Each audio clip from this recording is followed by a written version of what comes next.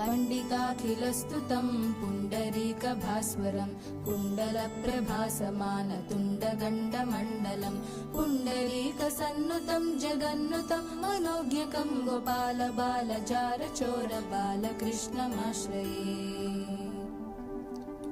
आञ्जनेयमुख्यपालवानरेन्द्रकृन्तनं कुञ्जरारिभञ्जनं निरञ्जनं सुधाकरं मञ्जुकञ्जपत्रनेत्रराजितं विराजितं गोपालबालजारचोरबालकृष्णमाश्रये।